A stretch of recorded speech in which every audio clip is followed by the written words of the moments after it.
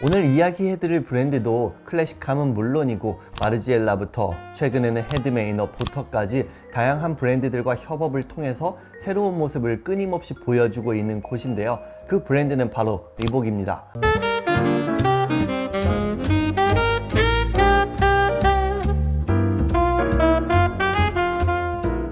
안녕하세요, 호호씨입니다. 반스, 컨버스, 아디다스, 나이키 같은 브랜드들이 인기가 많은 이유가 뭘까요?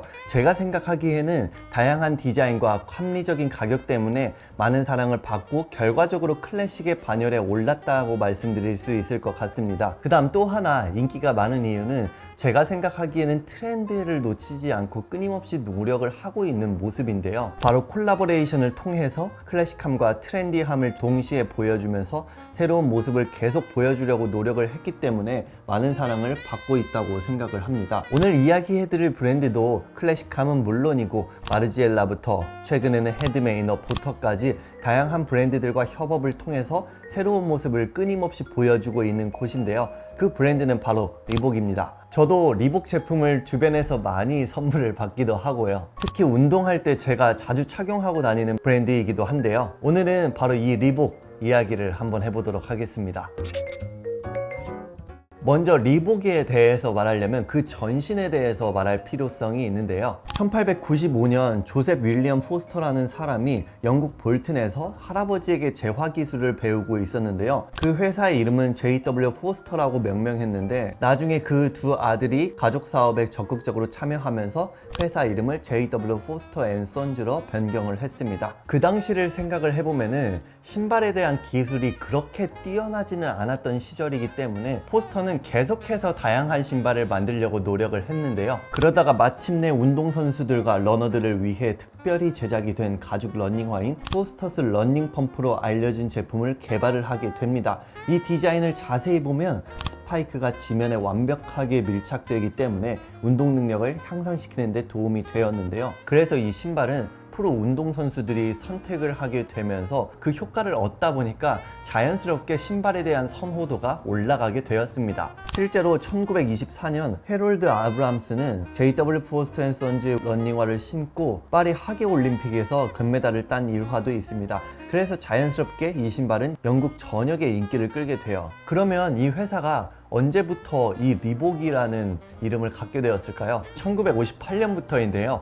이때 한 사건이 일어나게 됩니다. 창립자 손자인 제프 포스터와 조 포스터가 군복무를 마치고 돌아왔을 때 할아버지가 운영하고 있는 이 회사를 봤는데 뭔가 과거에 머물러서 운영이 되고 있는 것 같기도 하고 가족 친척들은 사업 때문에 서로 싸우고 있고 이러는 상황을 보고 아 이건 아니다 라고 느꼈던 거죠. 그래서 이 둘은 베리에서 따로 회사를 차려야겠다라는 생각에 머큐리 스포츠 푸드웨어라는 이름을 가진 회사를 운영을 하게 됩니다. 그런데 여기서 약간의 문제가 하나 발생을 하게 되는데요. 원래 회사 이름을 머큐리로 특허를 내려고 했는데 이게 안 되는 거예요. 이런 사건이 일어나기도 했고 글로벌로 가기 위해서는 이름을 바꿔야겠다라는 생각이 들기도 했다고 합니다. 그들은 우연히 남아프리카 사전에서 레복이라는 단어를 발견했고 이는 아프리카의 날카로운 뿔을 가지고 빠르게 달리는 영향을 뜻했는데 이를 레퍼런스해서 리복이라는 이름을 선택을 했어요.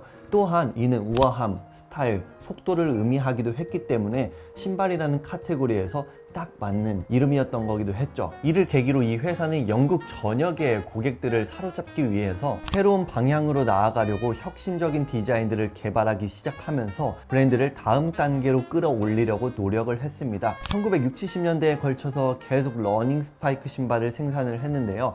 여기서 또 한 번의 도약이 이루어집니다. 사실 1980년대 이전까지는 이 리복이라는 회사는 영국 시장에 좀 한정적인 느낌이 있었거든요. 그리고 또 아디다스와 푸마가 축구 시장을 장악하고 있는 것들도 알았기 때문에 그들이 진정으로 원하는 글로벌 스포츠 브랜드가 되기 위해서는 미국으로 사업을 확장을 해야 될 필요성을 느꼈죠.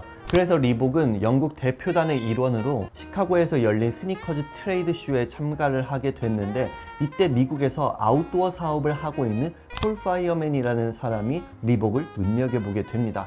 그 사람이 리복을 딱 보니까 실루엣과 퀄리티가 굉장히 좋다라고 느낀 거예요. 그래서 그는 리복에게 제안을 하게 됩니다. 미국에서 브랜드를 유통할 수 있도록 해줄 테니까 나랑 라이센스 계약을 맺자 라고 제안을 했고, 그때부터 미국에서 리복 USA LTD라는 사업부가 개설이 됩니다. 이 파이어맨은 미국에 총판이 된 이후에 빠르게 신발들을 출시를 했는데요. 그 당시에 가격이 한 켤레 $60 정도였거든요. 지금 생각해보면 워낙 고가의 신발이 많지만 그 당시에 한 켤레가 $60라는 건 꽤 비쌌어요. 그럼에도 불구하고 2년 만에 미국에서 $150만 라는 매출을 달성을 하게 되고 약 30개국의 신발이 출시가 됩니다. 그래서 리복은 세계적으로 이름을 더 알리게 되고, 폴 파이어맨과 만난 건 리복 역사상 전환점 중 하나라고도 말씀드릴 수 있습니다. 덧붙여서 제가 생각하기에 리복이라는 브랜드를 말할 때 빼놓을 수 없는 연도가 1980년대라고 생각을 해요. 리복이 신발로 유명하지만 80년대부터는 스포츠 액세서리와 의류를 포함한 더 다양한 제품들을 소개하기 시작했는데요. 모든 일이 그렇지만 사실 사업이 잘 되기 위해서는 요즘의 흐름이 무엇인지 파악을 하는 게 꽤 중요하잖아요. 1980년대 초를 생각을 해보면 피트니스, 건강, 웰빙 같은 요소들이 정말 중요했거든요. 그래서 리복이 좀 생각을 했던 거죠. 요즘에 스포츠와 운동을 즐겨하는 여성의 수가 증가했고 캐주얼 웨어나 스트릿 문화 같은 게 좀 이슈가 되고 있네? 그러면은 이를 타겟으로 신발을 만들어 보면 어떨까? 라는 생각을 하게 됩니다. 그때 새로운 트렌드가 에어로빅이었는데요. 그래서 리복은 1982년에 여성을 위해 디자인된 최초의 운동화인 프리스타일 모델을 출시를 하게 됩니다. 이 모델을 홍보하기 위해서 리복은 미국의 유명한 피트니스 선수인 짐 밀러와 협업을 했고, 리복은 그래서 약 $1,300만 판매했다고 하는데, 프리스타일은 리복 역사상 가장 많이 팔린 슈즈로도 알려져 있습니다. 그때 사실 아디다스와 나이키가 남성씬을 정복을 하고 있었거든요. 그래서 여성씬에 대해서는 조금 간과한 경향이 있었는데, 리복은 눈치를 채고 한 발 더 빠르게 움직였던 거죠. 그래서 나이키와 아디다스가 꽤 당황을 했다라는 이런 이야기도 있습니다. 실제로 80년대 중후반에서는 리복이 나이키보다 매출이 더 잘 나오기도 했었고요. 90년대에서 2000년대로 넘어가면서 또 다른 스포츠나 문화적인 측면으로 접근하려고 노력을 했고, 결과적으로 리복 펌프 같은 농구화라든지